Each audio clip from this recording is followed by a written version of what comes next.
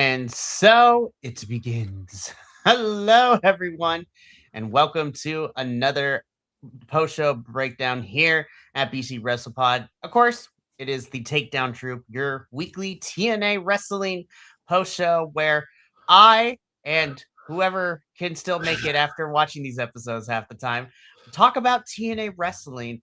And tonight's a special one because not only are we covering the go home show for TNA Wrestling before No Surrender. We're also going to make our predictions for No Surrender tonight. We got a nice little form and everything that we're going to fill out. And as we're doing this, No Surrender is happening right now. I need TNA to stop doing Friday paper like this. I was just like, what happened, you guys? We couldn't do it on Saturday. Like, what are we doing? It's crazy out here. But my name is Mikey. I am El Jefe. Run the ones and twos, and I lead this group of bandit of misfits every week. And then joining me tonight and this evening, he's been away for a little bit due to some fun adventures and some other things. But Radio Free Will is in the building, and we got lots. Yeah, I'm happy he's here because when it's just the two of us, things happen. Yeah, we tend to go on too long. That is very, very true. But it's a fun one nonetheless. I am happy that you are back, my friend. We may or may not have a Papa also popping in, maybe, possibly, who knows? But shout out to him and his spring play. God, he loves it, but he also is just like, I can't wait for it to be over. I can only imagine. But if you are new here to BC WrestlePod or you've been with us for a while, you know that YouTube, Twitch, and Kick is where you can find most of our lives. YouTube also houses the edited versions of all the shows that we do. But we also are available on the social medias at BC WrestlePod, where you can find report cards, prediction forms, like you're about to see in a matter of maybe an hour or two. When we finish these predictions, and it was like, so about this, I know the pay-per-view is over, but were we correct? So those are always fun to do for TNA when we get Friday pay-per-views. Oh, and before we dive in too much deeper on this, I do have a wrestling related shout out that I want to make. A huge shout out to Vixie Bell of the Pocket Dragon Pub fame, aka my girlfriend, who for Valentine's Day managed to procure me a copy of Butts in Seats, the Tony Schiavone story. Yes. The graphic novel.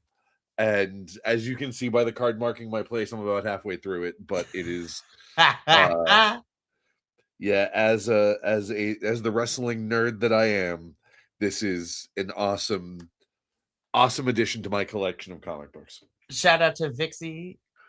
They are a keeper. She is a keeper. Like she is a keeper. And I love that she takes care of you. They take care of you. Radio Free Will. I was Absolutely. like, you take care of my friends, you're good in my book. Like that is all that matters to me.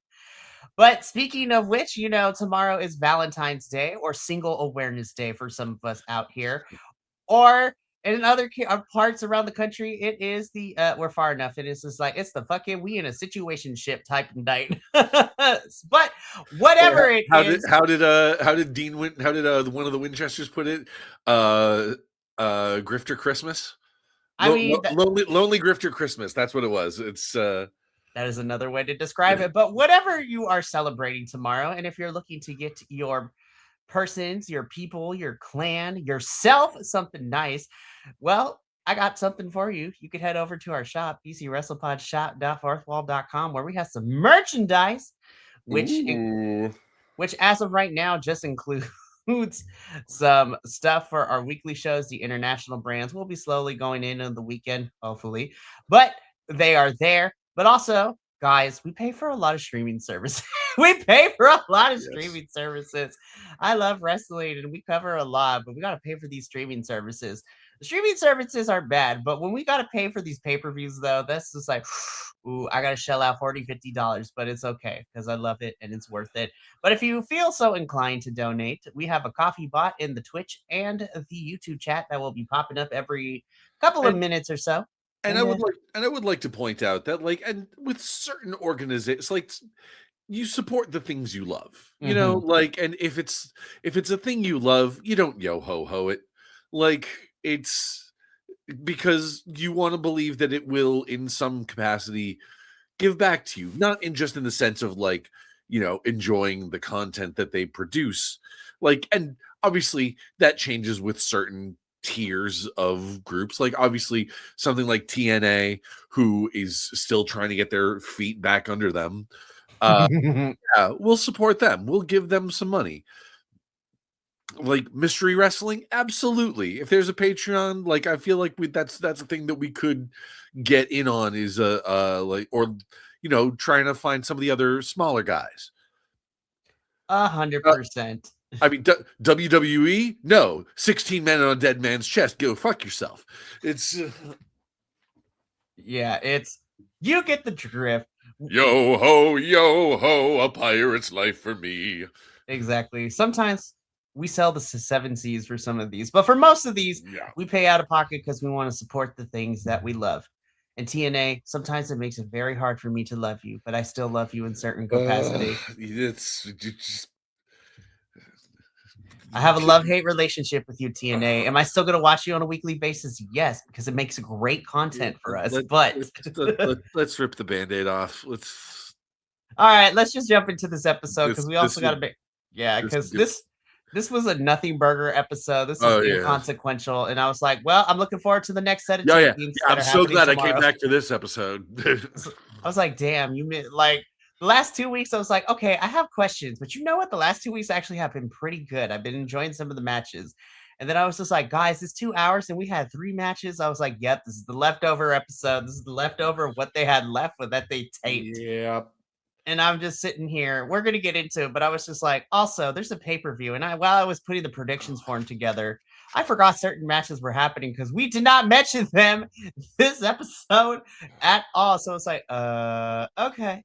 So let's just jump into it, right? So I'm just going to let this picture be here for a little bit. There we go. Boy. Okay. So we start off with Moose, and he cuts a promo. He I was just like, all right, if he's cutting promos, those scissors are dull. I was like, this promo was whatever, man. And honestly, it's the same thing that we've kind of seen when we have somebody get just like thrown out of a faction. It's just like, I know how they operate. We gonna take them down. And then he calls out Mike Santana to the ring. I was just like, okay.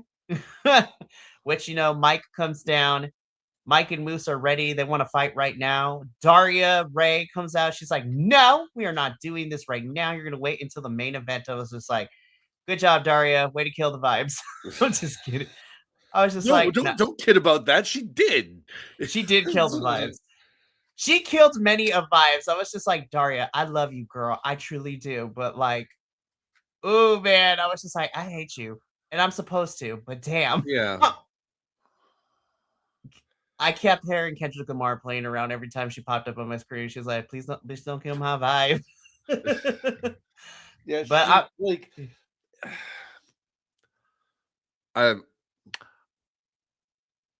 she is one of those people. I am happy to see her working. I am happy that she's still in the industry after the way WWE screwed her over. Mm-hmm. That being said, God. Like, heel authority figures are fine. They're fine, But like when they're the fun police, like there's other ways to be a heel authority figure than to be the fun police. It's. Yeah, I'm just like, let me have my fun. This is all I have left, Gloria. Sometimes this is all I have left. Anyways. So we're getting our main event in the main event. So I was just like, okay. And then I realized, I was like, hold up, wait a minute. And I looked at the card. I was like, wait a minute. I was like, Moose is not even on the pay-per-view, the fudge. I was like, what? I'm like, oh my goodness. He's not on the pay-per-view? He's not on the pay-per-view. And neither is any of the system. And I'm just sitting here and I'm just like, oh my God. I was like, missed opportunity. The hell. Whatever, man. TNA, LOL TNA sometimes, man. LOL TNA. You're already putting your hand. Yeah. We're just starting, Will. We're just starting. No, we're just yeah, which is why I described it as ripping the Band-Aid off. And it was at this point of the show, I knew I was just like, oh, we're going to be in for a ride, aren't we? Anywho. Well, I mean, we go from this to this, which like I said, and then we go to this. This promo could have been an email. It really could have. I'm smelling Alicia screwing Moose over in some capacity in the near future and joining her husbando. Of course. The husbando. We know where this is going. I was just like, what in the TV drama is this? I was just like, Alicia Edwards. In what we have seen so far in 2026 when it comes to professional wrestling, I hate these contract talks in character. I was just like, please don't say that. I was like, we already lost too many people into TNA over the last year, and that not even that, the last 6 months. Honestly, that was the feeling of this entire episode. Of like this entire episode, like you said, it was just such a nothing burger of an episode, and it's just like, and I'm sitting here going like, they have nobody. I was just like, you lost people to WWE. Visa issues are also keeping a good chunk of your roster not in the States either. And like it's just like, I knew losing the Rascals was going to be a big hit to their roster. I was not anticipating it being this big a hit. You know? No, like, God bless Trey Miguel. Like, we're trying with you, but I was just like, this was a big hit to lose Zach and Myron and Des. they have no baby faces. They really don't. They have like, no baby faces left. Like that. Okay, they've got Elijah, they've got Moose, they've got Mike Santana, and they got Leon. That's about it. Well, and I'm not even really counting Leon. Dude, that guy is just kind of circling the drain until his contract runs out, till he jumps to WWE. Fair.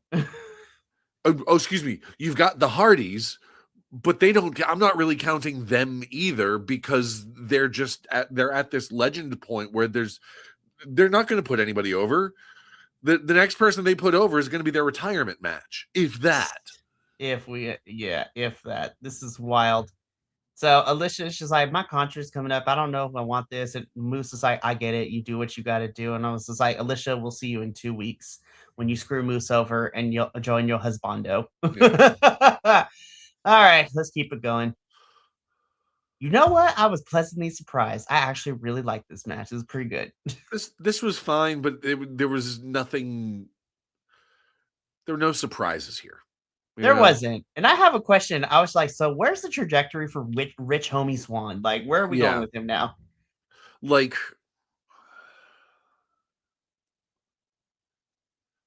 no shade to him, but like, he's definitely on the back half of his career.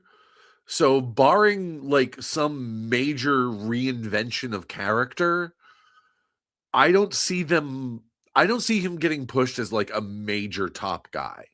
Mm-hmm. You know, like, once again, no shade to him. I don't like, he's a great performer, but like,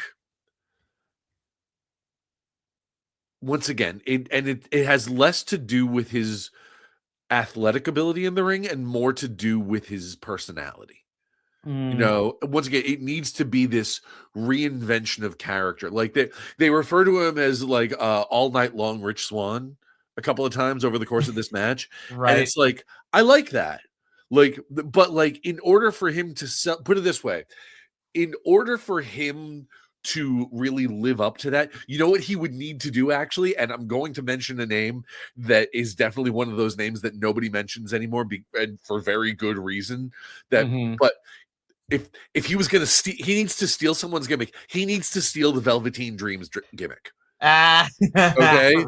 He needs to go like, he needs to look at people like Velveteen Dream or Jay Lethal, or like, you know, these other people that have these larger than life personalities. Look at you. When I say Jay Lethal, I'm referring very specifically to Black Machismo. I was gonna say, I'm pretty It's sure that's what you're referring to. right. Like, it needs to be this, like, if they want to make him this top guy and really sell him as a top guy, it's got to come down to his gimmick. Mhm. In ring, yeah, we all know he can go in the ring, but it's going in the ring doesn't sell t-shirts. You Mhm. know what I mean? It's and I hate to reduce the art of wrestling to selling t-shirts, but you know what I mean. It's like it, Listen, as somebody who's gone to a couple of GCW shows, t-shirts and autographs is what gets these people hell paid yeah. extra. Like, that's what you gotta do, Hell man. yeah. It's like And merchandise is just as important as right. in-ring talent.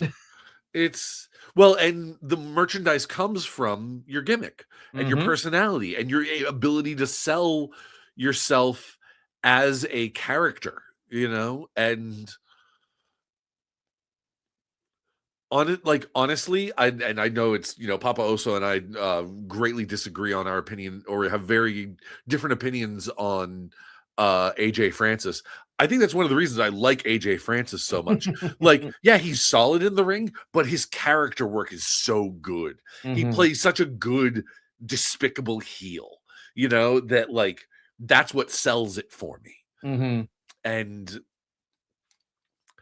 like I said, I don't see that with Rich Swann. And I mean, I think a lot of it may be, just speaking of AJ Francis, might be because he spent so much time as like playing second banana to AJ Francis in first class, Mhm. that like he hasn't had a chance to really shine on his own. And once again, in ring, fine. Character wise, We need a little more. yeah, we need a little more shine, a little more polish on the character work. Mhm. So, I mean, some of my moments that I did like the, backflip out of the danger zone. But Yeah. ultimately, Nick Nemeth wins. I was just like, okay, that's pretty. I was just like, all right, Nick, I'm sitting here. I was just like, we're just trying to get you to no surrender. We're gonna get you to no surrender. That is literally Nick Nemeth the last couple of weeks leading into this build up for no surrender. I was like, we just gonna get you to no surrender, and then we'll see what happens from there. So, Yep. and this was, yeah, I was just like, but I will say, spoiler alert, I was just like, had I known, I'm like, damn, there's only 3 matches. I was like, we got 2 hours to fill. What are we about to see? I'm just like, oh no, it's gonna be one of Lot of bullshit. This is what we're about to see. speaking. Speaking. Listen, I'm not gonna lie, this is a perfect screenshot because Indy Hartwell. This was me by the end of this episode, girl. This was me by the end of the episode. So Hey, I'm. hey, you want to know what would be really interesting to do with one of your top contenders for the Knockouts Tag Team Champions is like take your number one contender team of the Angel Warriors. in the Angel Warriors, and then take one of them out, take like take the interesting one out and replace her with white bread. Indie girl, I love you, but I don't know what they don't know what we doing with you. I don't know what you doing, girl. And but honestly, she's mood in this picture, and she's accurately describing me this episode. It's like, I know. Let's put them together because they're both Australian. I was That's just, that's I was like, I don't want to say that's racist, but that was just like, come on now. I was just like, this is not Aussie, Aussie, Aussie, oi, oi, oi. Okay, calm down. There's can only be one Aussie open, okay? And that is Kyle Fletcher and my second baby daddy, Mark Davis. I'm just putting it out there right now. so. Wait. Is this planting seeds for the United Empire to come to TNA or no? It is definitely not. It is Um, definitely not. Now, underneath the previous regime of Scott Demore, where we got Will Ospreay and just Speedball Mike Bailey just having a banger for no reason on television and a pay per view, I'm like, why not? I was like, that match was baller. But oh, I miss those days. But I am happy to see most of them all in AEW, who's yep. still doing their thing. But yeah, I was just like, we really need to Brett, revamp this Knockouts tag team uh, division. when you say that most of them are now in AEW, there's a part of me that's just like, and let's pour one out for Jeff Cobb. It's God, Jeffrey. I'm so sorry, Jeffrey. And I'm pouring one out for the Gorillas of Destiny too. I was like, y'all are some badasses in New Japan, and unfortunately, y'all got stuck with Solo Sikoa. I just want not to invoke another promotion, but I'm like, WWE, just let Solo Sikoa be silly. I like it when he's silly. That shit is hilarious, and he actually does better. But He has a decent sense of comic timing. I was just like, I want the Street King of Fighter NXT version of Solo Sikoa because that was hilarious, but it was also worked well. But anyways, this is to make the match made between these two and the Elegance brand for the Knockouts tag titles at No Surrender. I'm like, at least it's on the main card and not on the pre-show, on the countdown show. So I'm like, all right, girls. Well, we'll see you for No Surrender, and we know how this is gonna go. Yeah. This also could have been an email, but you know what? I gotta shout out production because I do like when we do like these layered shots. Yeah. You know, you have Vincent in the front, and then when it's time for Dutch to speak, it zooms like we get him more in focus, and then he kind of is out of focus when Vincent comes back and talks. So it's like I like these shots. Could have been an email. Cinematography. This is probably the best shot. In a sense of cinematography, I like what they did here. The promo could have been an email. Also, TNA, what the fuck are you doing with the Righteous? I was like, why are we making What are you doing? Why are we teaming them with the Hardys now? Like, we're missing some steps here. Do you want them to be a face or do you want them to be heel? Because like you can't have both. And I know tweeners exist, but a gimmick like this is not a tweener gimmick. Okay? Like, you need to pick a lane. And again, seriously. I like the Righteous, but the problem is that when you have the Righteous go up the Hardys are always going to end up being the baby faces, even if you try to make them more dastardly, because it's the Hardys. Like, every time the Righteous speak, like, the whole building is always booing them, and I was just like, damn, I know they heels, but damn, you guys. I was like, let them speak. Like, you got to put them in a program with someone that's a little bit less beloved than the Hardys, which would be great if TNA had another fucking tag team to put them up against. Which we don't. And I'm just like, whatever, man. This crowd, this episode kind of made me, I was like, okay, I'm rocking with you in some parts, but then there are other parts I'm like, can y'all just shut the fudge up? Like, we're far enough in. I was like, can you shut the fuck up? Like, I was like, and when we get there, I was like, okay, I know it's him and it's well deserved, but gosh, dang, you guys, let this man talk. I hate it. Ooh, I was just like, Stone Cold, I love you, but you created a monster. You created a monster. I was just like, what? Exactly. I was just like, I love it when it's used correctly, but I'm like, hot damn, can y'all, after like 5 minutes of it, I'm like, can y'all shut the fuck up? Anywho, so the Hardys and the Righteous are on the same side because they will be. We're gonna get to it. I was like, oh, okay, so they're definitely going to be fighting the system or whatever, right? And then I see they're fighting Order 4. I'm like, where the hell was that plot development? I was like, what? I'm like, and how are we not going? Anyways, we're gonna get there when we get there. How are we gonna get Order 4 and Ali versus Elijah? I'm like, I don't know. I was just like, I was confused. I was just like, wait, so Order 4 and the Righteous and the Hardys have a match, and then it's like Elijah and Ali's match is next week. Okay, never mind. Got it now. All right. They did a piss poor job explaining it, though. I was just like, I would like to thank the internet for correcting me. I was like, thank you for providing clarity. Anyways, moving on. Speaking of which. Okay. This is my soapbox. I'll let you go ahead because I have a soapbox to get on about this one. Go ahead. So, if you have been tuning into the Takedown Troupe, y'all know that first of all, the name of the cleanse is crazy, right? I was just like, it's 2026, that's what we're calling. Yeah. Eric Young has been kind of buffering for so long, and I was just like, what are we doing with you? I was like, either pull the trigger or not. Now, despite the context from last week, because the picture I used made it look like Eric Young was about to kidnap BDE, and it looked very bad in the picture. when Eric Young took his hand and covered BDE's mouth, I was just like, oh God, I'm about to witness a kidnapping on my TV screen, aren't I? Now, this crowd, this is where I was like, can y'all shut the fuck up? I was like, this what was annoying as hell.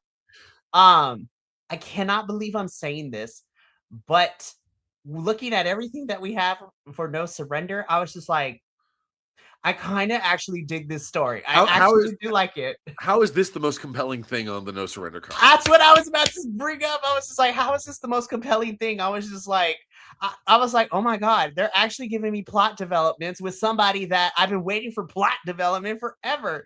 I was like, I have a theory on this. I have a theory on that. This is going to be part of my soapbox. I hate you, TNA, because I was just like, I don't want to care about Eric Young, but this is the most compelling story going into No Surrender that we have. And I was like, it's with Eric Young and BDE of all people?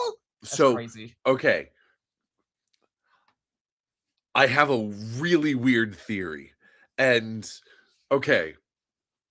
Now, let me introduce this real quick. So it's just like, and now it's time for conspiracy theories with Radio Free Will. Okay. Radio Free Will. Conspiracy theories, and I'm going to get a little political here. Okay. So throw the warning up if you have to. I don't have to, but I'm going to because I think it's hilarious. Yeah. Okay. Funny. So, all right, there we go. Now, I'm not sure if it's WWE's continued meddling in TNA, whether it's Warner Brothers currently meddling with AEW, keeping Brody King off the air so that they can stop the fuck ice chants. I don't know if it's just sort of the news all over the news right now of, more and more details coming out about the Epstein files and, this notion of, conspiracy theories being proven true. Am I the only one that thinks that given EY's current gimmick, he could basically just keep the gimmick and they could change him babyface over it? I cannot believe that, but I kind of agree with you. Right? Wild. Change the name from Cleanse, because that's still cringe as all fuck. But problematic. Yes. But aside from that, bro, you kind of you kind of laid the groundwork for this on accident. And I'm just saying, if put it this way, if he beats BDE and BDE is yeah, you actually make some valid points, my friend. Okay?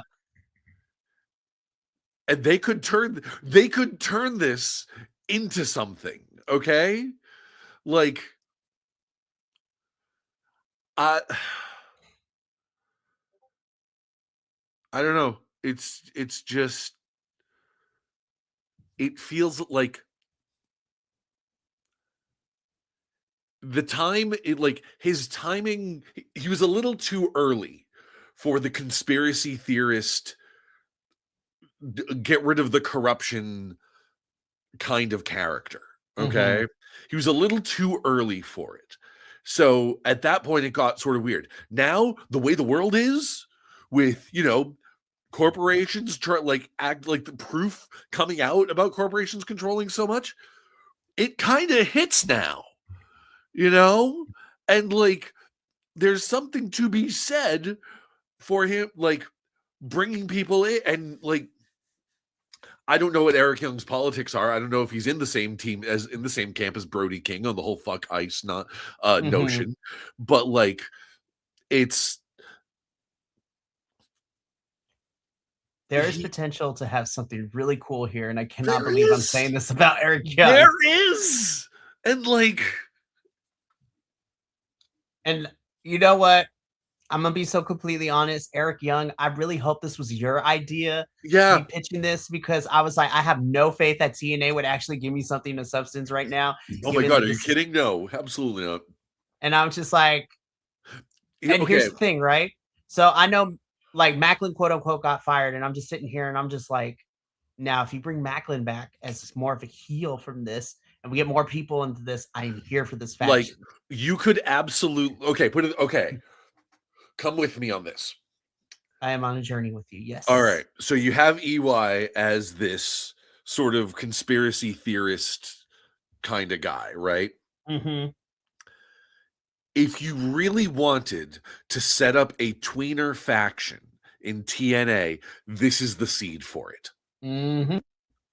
Because he's making valid points about corruption and, political machinations happening backstage that he's sick and tired of, but he's still kind of an asshole about it. So like, Mm-hmm. and if there's anyone who's been on that same kind of thing, it's Macklin. And frankly, Macklin and Eric Young have fairly similar styles in the ring. Like Macklin's a little bit more like strike and technical. EY's a little bit more power. Like you could build this, and then once again, if they do decide to basically bring, like, for lack of a better term, knock some sense into BDE, like, and because he definitely brings the sort of the agility and the speed, you could build this almost like TNA's answer to the Death Riders. Mm-hmm. I cannot believe I'm saying this, but I was just like, there's potential here. Yeah. I was like, and the words are called, it was like, and don't fuck it up. Yeah. Oh, Lord. Like, you've spent enough time crawling with this gimmick, and you've managed to get on your feet. It's like it's a child learning to walk. You've crawled for so long with this gimmick. You've now gotten up on your feet. Now take a couple of steps and see what happens. It's Yeah. So to kind of quickly summarize this, right? Yeah. Eric Young calls out BDE, be like, hey, this is like, what's your answer? BDE's like, no. And then Eric Young beats him up and beats up security. Fantastic. Loved it. But then it also leads us into this. and this was,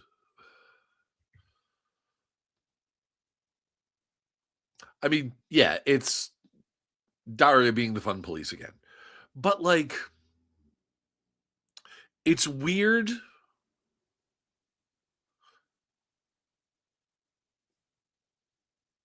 And honestly, I had forgotten about this part, and this almost disproves everything we just said. I know, right? I'm just like, gosh darn it, y'all had something great, and then this happened. And he's like, no, there's corruption, there's corruption, there's corruption. And then the boss comes and says, like, no, let him go. Okay, so there's corruption, and you are being corrupted, my guy. It's like we took one step forward and 18 steps back. I was like, damn it, TNA. We could have done without this, and I would have been fine. Yeah. This should have been the before, and then after he comes back into the ring and then calls out BDE or whatever. I don't know, man. I was just like, oh, this is fantastic. Oh, we ruined it. Darn it.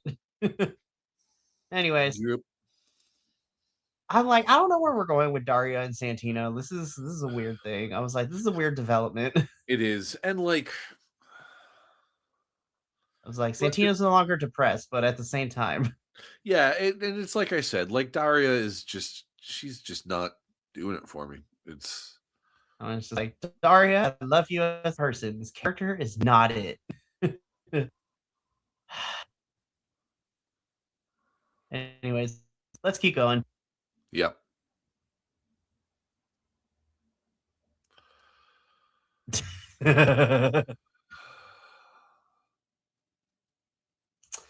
You know what? Okay. I want to give credit where it's due, okay? Right. After this match, I am convinced that Mara Sade could wrestle a broom and it would be a decent match. Because, frankly, the broom is only slightly more wooden than Ryan Nemeth. God, Ryan, I was like, you need to learn the basics again. And here's the thing. Mara, I definitely think it wants more reps in, and she should get more reps in. Hell. Yeah. But let's give her opponents that are going to accurately let her get those reps in. Ryan Nemeth is not one of them. So, okay. You know what I think is happening, actually? They're pivoted. I think they're trying to pivot to Mara Sade as one of their top knockouts. Mm-hmm. Because, like, especially since there's been so many visa issues with Danny Luna, which would break my goddamn heart, because Danny Luna showed so much promise. And if they're just like, oh no, visa issues, sorry, Danny, it's like, wow, eat shit. But honestly, if they're gonna build it to like that kind of a promote to that kind of thing, honestly, Mara Sade versus Danny Luna would be a hell of a match. I Like, am so here for that too. And Mara like is getting the reps in, not just in here, but like watching her matches across the independent scene recently. I'm like, her and Willow Nightingale threw down not too long ago, and that match was actually pretty good. I love that match. but I like honestly, I'm okay. I'm okay with this because once again, building Mara as a top knockouts babyface, build Danny as a top knockouts heel or tweener, just the monster powerhouse that she is. Mm-hmm.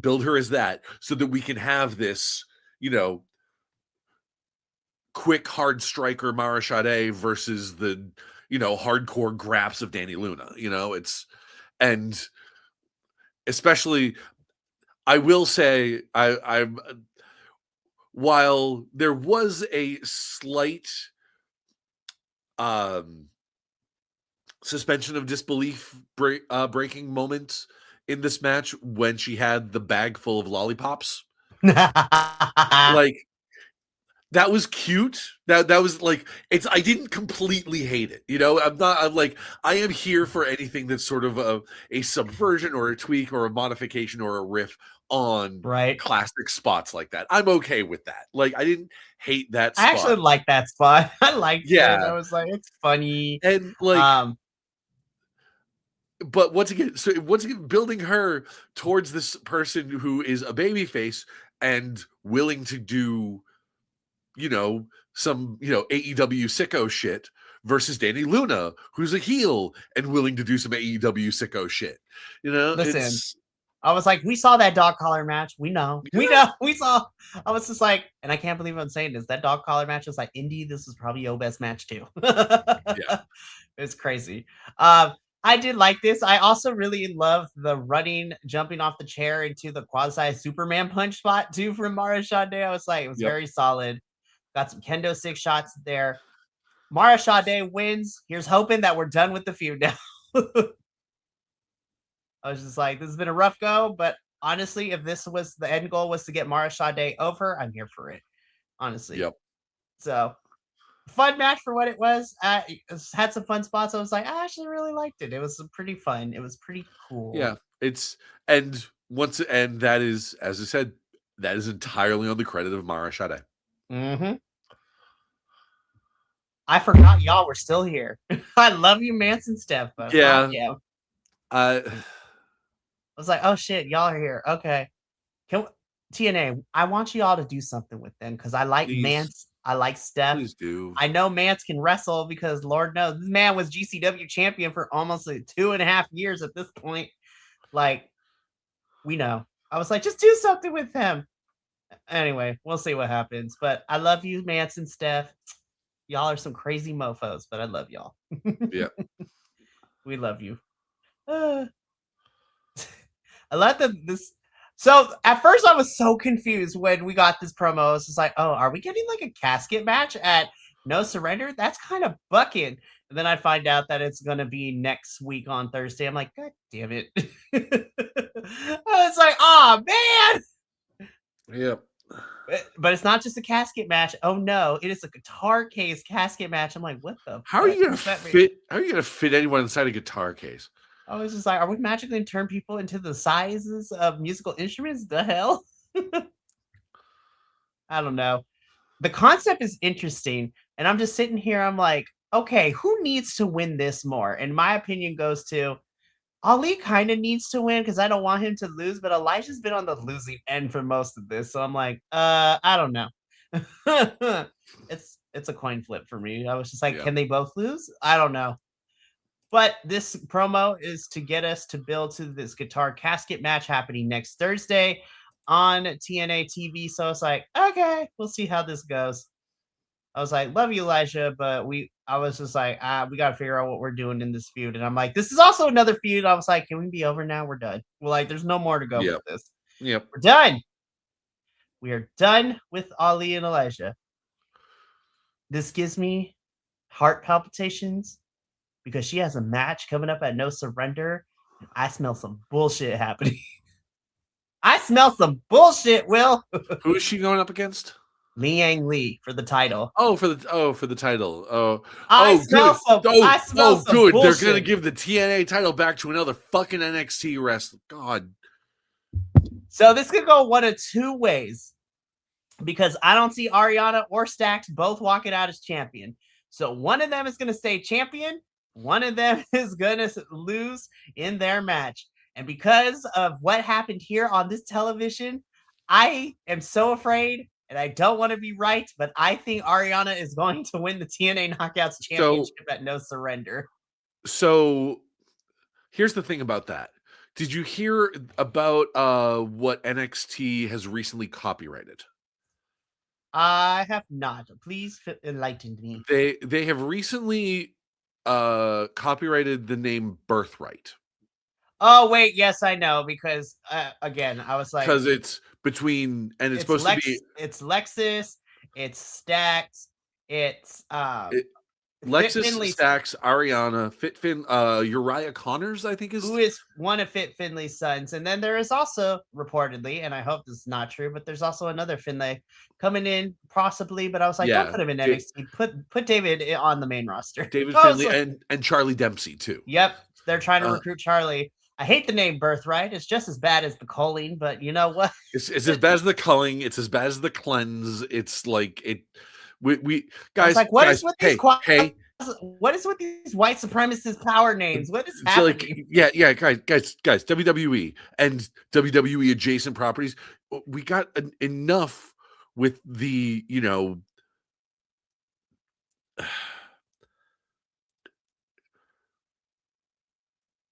what's the word I'm looking for? What eugenics? That was like enough with like the eugenics based like stable names, okay? Like I know. Yeah, but you know what? And it's when next week on Dynamite, or maybe this week on Dynamite, because the news is fairly recent. If there aren't already going to be "We Want Brody" and "Fuck Ice" and like chants for that, like, yeah, you don't need to dig that deep to find out where, even the wrestling community, who is notoriously, red state leaning, where they're going. It's. I don't know, man.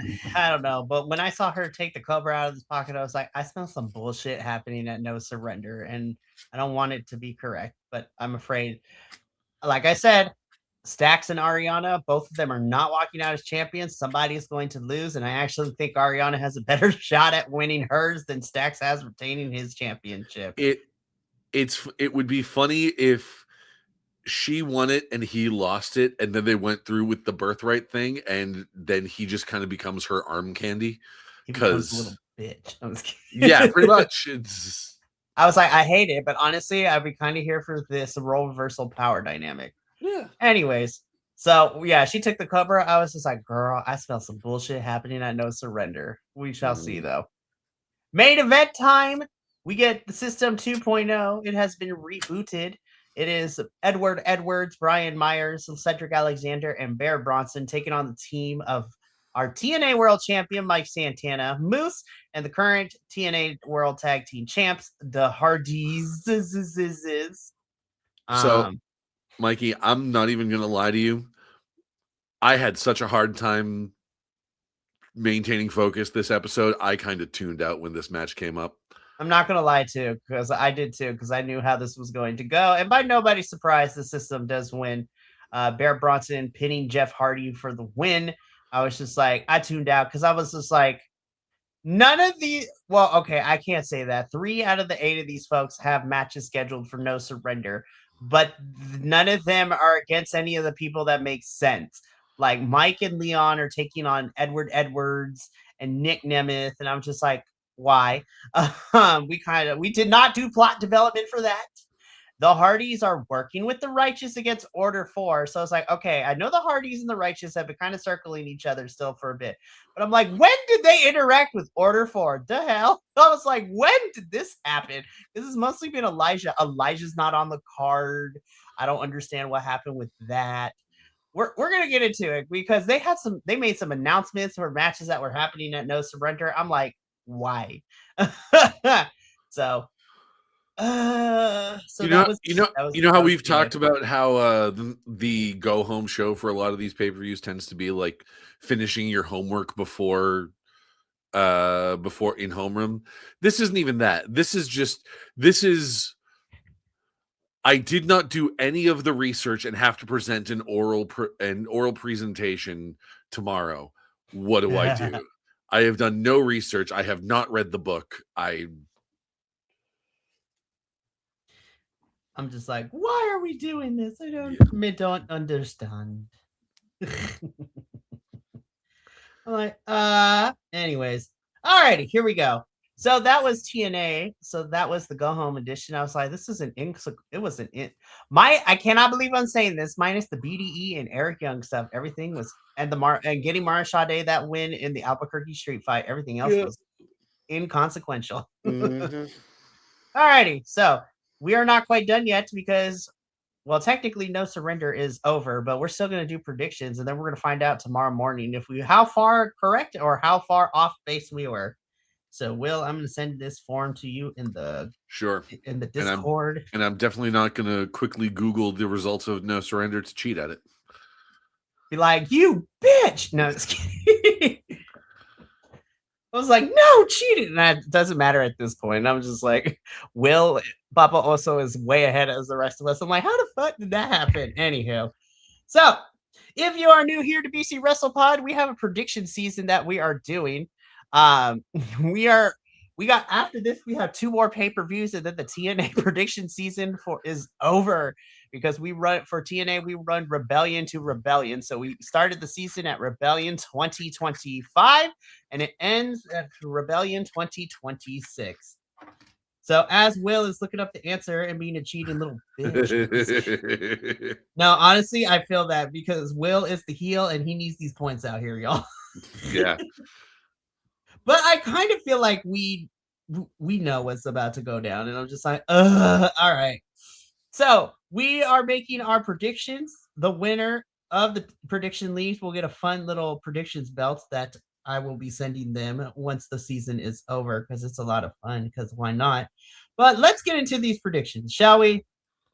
So we actually have 2 matches scheduled for the countdown show of No Surrender, and so we don't know the opponents quite yet. So we changed up the questions. So let's just get into it. So first, Sinner and Saint are finally back on my television screen. And I was just like, gosh darn, where have you boys been? And then I'm like, oh, wait, you're Canadian. So you and Jody and Hometown and a bunch of other folks with these visa issues. I swear to God, TNA, y'all had a whole month to get your shit together. Oh, well, Hometown Man was on the Feast or Fired. That is also very true. And I was just like, what is happening? Anywho, So Sinner and Saint are scheduled to be in action on the countdown show, which means I got to watch the countdown and the actual pay-per-view. So I changed it up because I don't know who their opponents are. Do Sinner and Saint win their match? And this one's easy. I'm like, duh. Oh, yeah. Of course. It's like, they can't be gone from television and not win. So, and in action means they're going up against jobbers. So yeah, So I'm like, they're bound to win. And we get the same thing, but instead, this is a singles action. Ryan Nemeth is in action. I'm just sitting here. I'm like, does he win his match? I'm like, no. I don't know. This one's weird. I was just like, why? Did you say ew? Ew. I was like, I should have put in don't care as an option. Yeah. Okay, I'm changing the rules. No and don't care are the same thing. No. You have to, with this one, you have to ask who loses. The answer is the audience. I lose. So I'm just putting in no because I was just like, nah, I don't winning and Ryan Nemeth does not make sense in my world.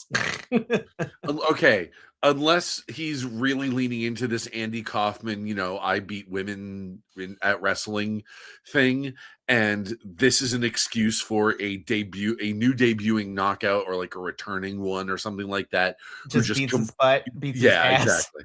So we'll see what happens. Alrighty, so let's get into the main card. There are 7 matches currently scheduled, so let's get into this one. These are in no particular order, but honestly, this is how I would book the show. But then again, TNA and other promotions don't listen to me, so this is how I would book it. I could be, which is fine. So let's start off with our 8-man tag team match, where we have, for some reason, the Hardys and the Righteous taking on Order 4. And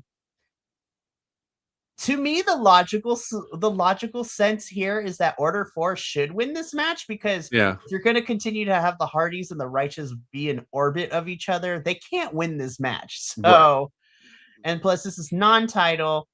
Probably, I was just like, Jeffrey can get pinned. I don't know, but yeah, I have Order 4 winning this one. Yeah, me too. I was just like, because the Hardys and Righteous need to lose this one in order to keep the story going. Yep. Alrighty. Can't believe I'm saying this, but the most intriguing plot development that we have gotten leading into this pay-per-view for No Surrender, we have BDE versus Eric Young. And because I want to see where this story goes, I cannot believe I'm saying this, but I'm going with Eric Young. I think Eric Young should beat BDE here. And then we, like you were saying, we start to get this development where BDE is like, damn, man, you're right. Like, so I'm going with Eric Young on this one. Yeah, that would be the hope.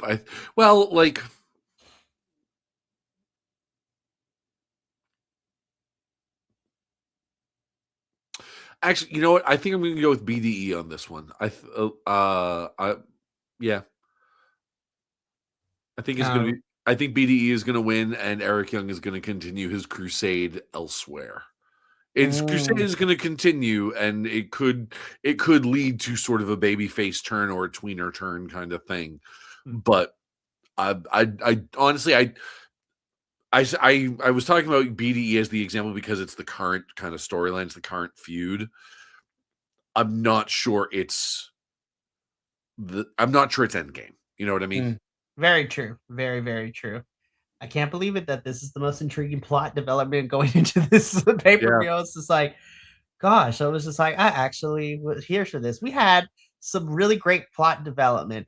On the flip side, so they announced this, and I was just like, there can only be one, in my personal opinion. We're getting a Knockouts Battle Royale. Winner receives a future TNA Knockouts World title shot. And I was just like, I swear to God, if mother fucking Danny Luna does not come in and win this thing, I was like, what are we doing? There is only 2 correct answers here. Number 1 is Danny Luna. Number 2, the only other one that I am okay with is because I missed her and like we've kind of glazed over a little bit. Jody Threat is my second pick, but I'm going with Danny Luna. I was just like, girl, I want my rematch. Or okay, like, but I was just like, why are we having a battle royale? The hell? Because they're out of ideas. That's why. That's true. This, okay, if this isn't going to be a showcase for Danny Luna or Mara Sade, then what's the damn point? For reals. Because it's like it. No, excuse me. Those are the best case scenarios. It's to get Danny Luna and Mara Sade a little bit more shine and try to get them closer to the title. Mm-hmm. Worst case scenario is Tessa Blanchard. No. Worst case scenario is more NXT people. God, I hope not. So, okay, let's realistically go over. So let's just say there's no NXT folks coming into this match, right? So let's look at all the people that we have currently as knockout decision. So of course we have the Diamond Collective. That's Tessa, Victoria, Mila. We have Myla Grace and Harley Hudson. So those are 5 right there. Jeff Threat, Dan Luna, Mara Sade, and Jada Stone. Marshade, Tasha Steeles, and that's pretty much it because everybody else is involved in something else. Right. Oh, look at Because that. like that's My not camera counting the zoomed in. elegance. That's not counting the elegance brand because they're not going to. Oh, Because I forgot Elena Black too. How can I forget Elena yeah, Black? Elena Black. And they're not going to go in with and you know what? Because they're not going to go in with odd numbers. Rosemary. God, I miss Rosemary. I was like, where is she? Anywho, Yeah. I was just like, I don't really like the choices there, but it is what it is. Thank you, Cameron, for fixing yourself. I appreciate you. Alrighty. So I'm just like, honestly, I don't. The only option that makes sense to me personally is Danny Luna. I was just like, homegirl needs to win. Yes. And if she doesn't come out for this match, I need her to come out during the Knockouts Championship match and just wreck house and cause a disqualification and leave. Like, honestly. She's like, oh, we have this title match that I never got. Okay, destroy Ariana, destroy Lee. All right, let's go. Anywho, so yeah, I'm Danny Luna winning here because that's the only option that matters at this point. TNA, I love you, but I also hate you sometimes. Why do you do this to me? Alrighty, let's keep this going. Yep. Speaking of knockouts action, I have the Elegance brand retaining because what else is new? Yeah, no, this was a tag team thrown together at the last minute. Yeah, it's Elegance brand is retaining. I swear to God, if we hot potato this title, I'm gonna be so upset. All right, so Elegance brand, that's easy enough for us. Okay, this is where some things are gonna go down because between this match and the Knockouts Championship match, somebody is walking out a winner and somebody is walking out a loser between the couple of Ariana and Stacks. Put it this way. In this match, if they don't give the belt to Trey Miguel, whoever is on their writing staff needs to be fired. For real. Trey Miguel has had a really shitty month. Trey Miguel has had a really shitty month. And quite frankly, he's one of the only people they have left that's a credible babyface. For reals. I was like, the crowd loves him. Like, he is one of your, like, yeah, exactly. So this is the TNA International Championship, Stacks versus Trey Miguel, just because I don't want to see Stacks as champion.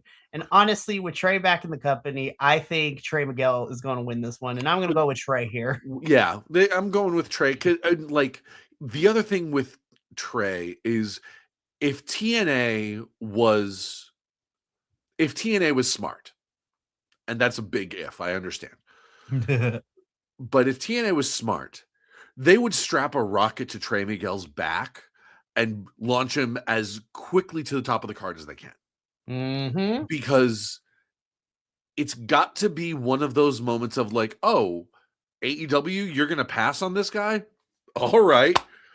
Your loss, and then make him a big deal.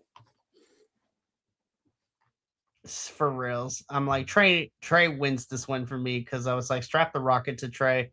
Right. And, so let's go. So, but because I picked Trey, that means that we got to balance it out in some capacity. So because she has that Cobra, I don't like it, but somehow I smell some shenanigans and some bullshit here. I think Ariana is actually walking away as champion in this one. And I'm like, I hate it. I hate it so much. Yeah, I could see that as well. And partially because of her shenanigans, partially because of the whole, birthright thing, partially because honestly, I think I like laying Lee better as a tag team competitor. Mm. Like I put it this way, I would rather see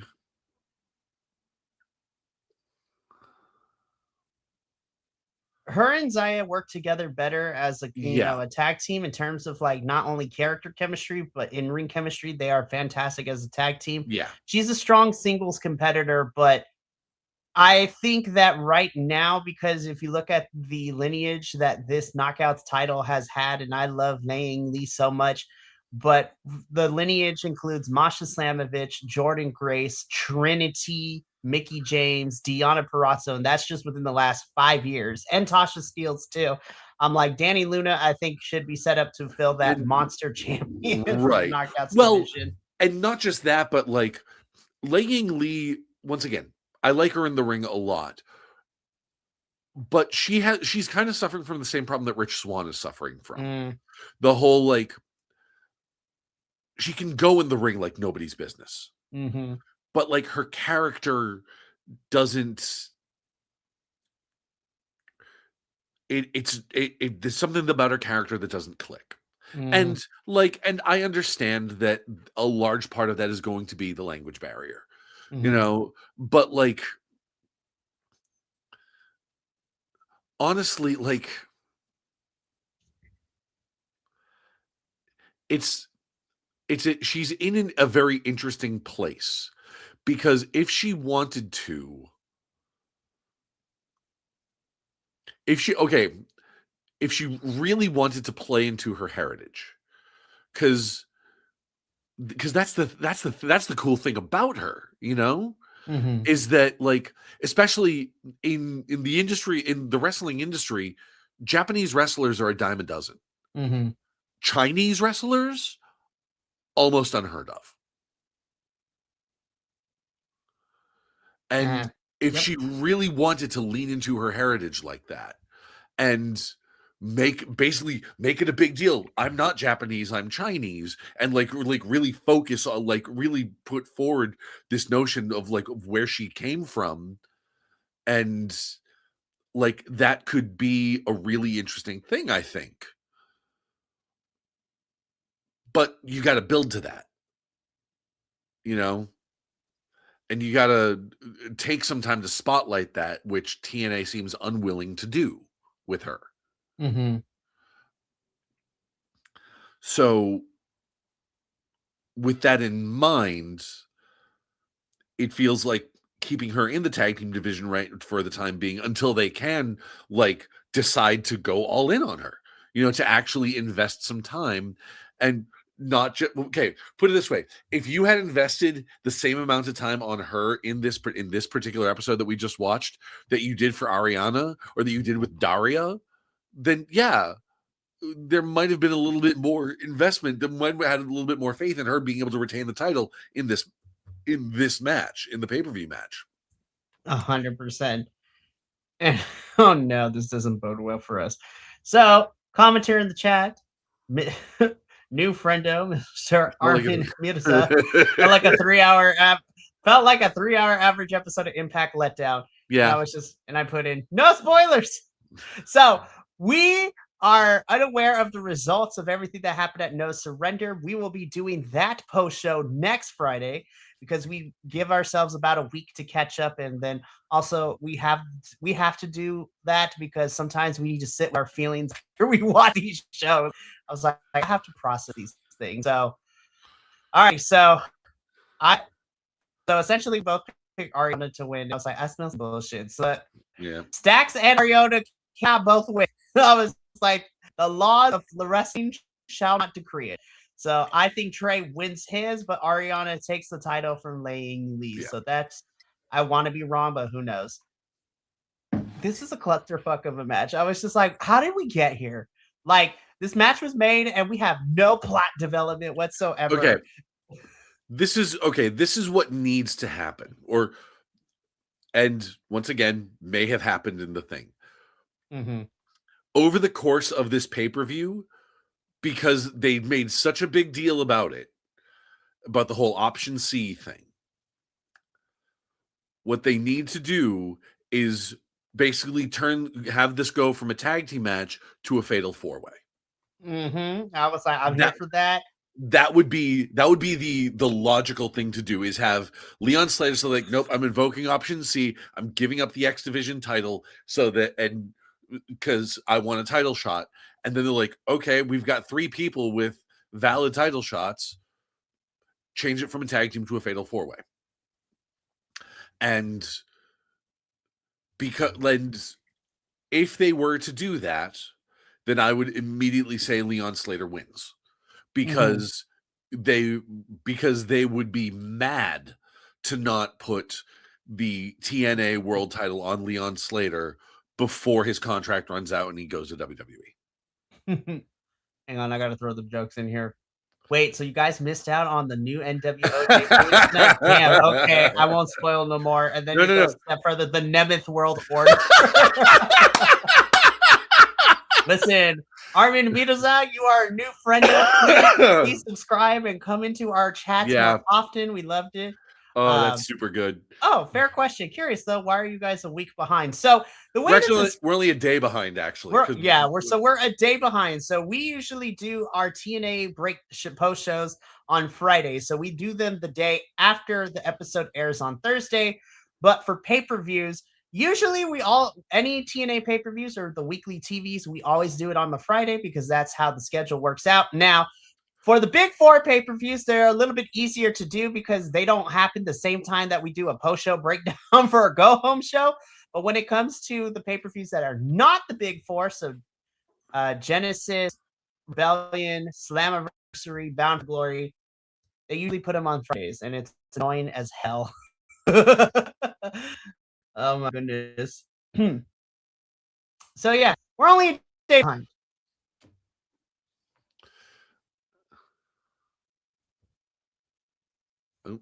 So yeah. But yeah, thank you for the question though. Yeah, of course. It's should we watch the NWO and wrap 2 reviews into one? It's a lot of wrestling, trust us. Yeah. It's anyway. Yeah. No, that put it this way. I don't care who wins as a tag team match, don't care. If Leon Slater invokes option C and they turn this into a fatal 4-way, Leon Slater.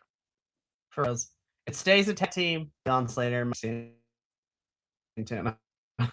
But I was just like, why are we here? Anyways, so those are predictions for and okay. Your audio's cut. Your audio's cutting out a little bit there, buddy. Unfortunately, the way the audio sort of picked up, it sounded like you said those are our predictions for hentai, and I mean that's more interesting than what we saw. But anywho, nope. But that is it for us here at our for Takedown Troupe. We will be back next Friday to break down No Surrender. Armin, if you are not subscribed to our channel, please do and come back next Friday so you can talk all the copious amounts of shit with us. Shoot the breeze. Because we will play. We have plenty of shit to talk. I guarantee you that. Please. And hopefully we will have Papa also with us to do No Surrender with us too. So we will have our whole crew with us. So that's going to be it. We have a crazy week coming up. Outside of all the regular stuff, Tuesday is AEW, Wednesday is NXT and CMLL, Thursday, the Progress Wrestling crew will be here to, break it down in brightest day, and then we'll be here on Friday for No Surrender. So, I know it's not even going live until March, but you saw who's going to be in the next Mystery Wrestling, right? I lost my absolute fucking mind. Fucking MJF is going to be on Mystery Wrestling. So, radio, you need to be on that show. The door is always open. 100%. 100%. Something tells me that. Are you kidding? If I didn't have PAX East that same weekend, I would be planning on driving to Gatineau. All right. So, but hopefully you could be there for the post show. And I'm going to be completely honest. I think you and everyone and their mother on here wants to be a part of that Mystery Wrestling. I was just like, yes. Let's see how this works out. But no, seriously, more people need to watch Mystery Wrestling. Yes, more people need to watch Mystery Wrestling. But no, for real, Will, you have an open invitation to join us if the date lines up. We'll talk afterwards. I got that. Yeah. But that's going to be it for us here. Thank you so much for tuning in. We will be back next Friday to break down No Surrender. And from all of us here at BC WrestlePod, remember, take care of yourself, love one another, stay iconic, and more importantly than anything, you always deserve to finish your story. We will see you next week for another jam-packed week of post shows. But until then, sayonara, adios, and until next time, peace.